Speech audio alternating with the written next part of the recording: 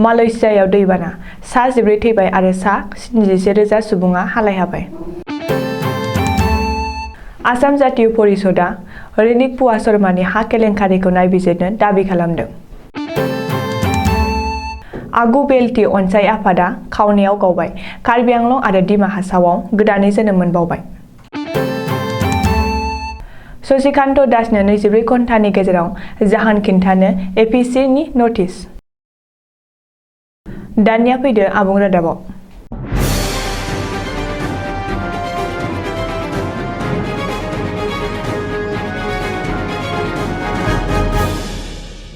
गोजां बोथोरनि समावबो अबथिरायै मालयसिया हादोरनि गासै मोन 7 रायजोआव थांनाय 40 घन्टानिफ्रायनो जिरायनाय गैयाजासे रोजा अखा हानायाव गासै सा 14 सुबुंनि जिउ खहा जादों आरो सा 71,000 निबो बांसिन सुबुङा हालाय-हाफाय जानांदों।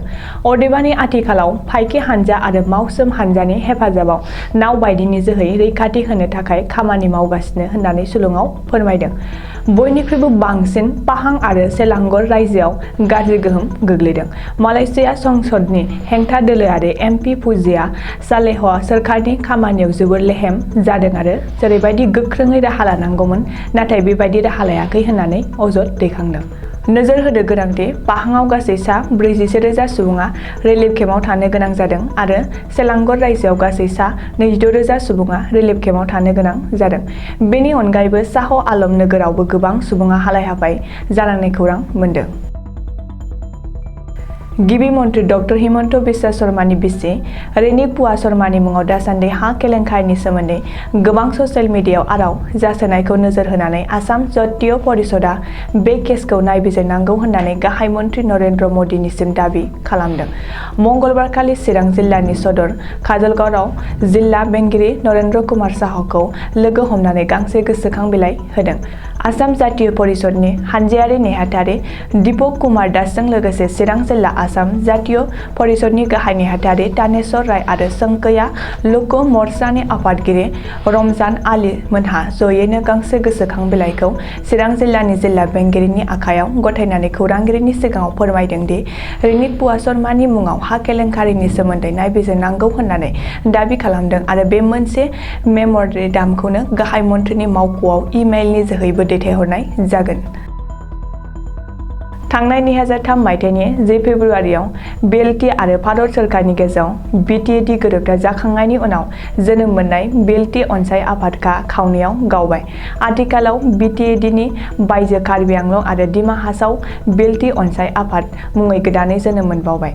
बे गोदान आफादनि आफादगिरि महरै शान्तनु बसुमतारीखौ सायख'नाय जायो आरो बिनि उनाव लेङाइ आफादगिरि महरै लटास बसुमतारी, नासिराम बसुमतारी आरो सुनिल बसुमतारीमोनखौ सायख'नाय जायो।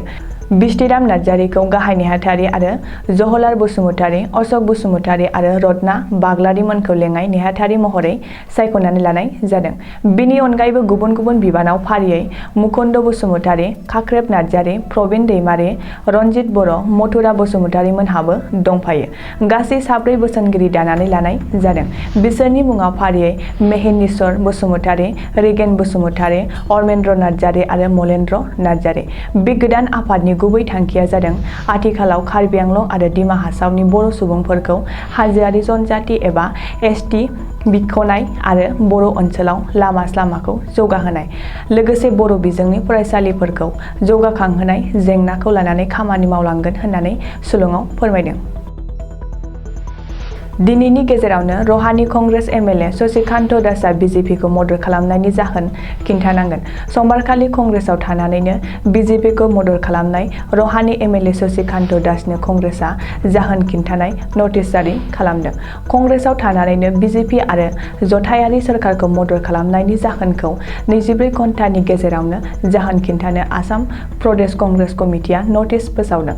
मख'नो गोनांदि समबारखालिनिफ्राय जागायनाय आसाम बिथा सभानि बाजेट जथुमाव कंग्रेसनि एमएलए शशिकान्त दासआ बिजेपि सोरखारखौ थोंजों मदद होयो। बेनि अनगायैबो गिबि मन्त्रि डक्टर हिमन्त बिश्व शर्मा आरो रायजोआरि बिजेपिनि आफादगिरि भबेश कलितानि आथिं हमना बोर लायो।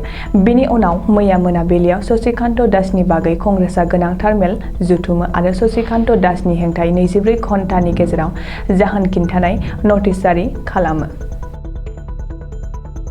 दिनै फुंबिलिनि रादाबा एसेनोसै। गोजोन्थों।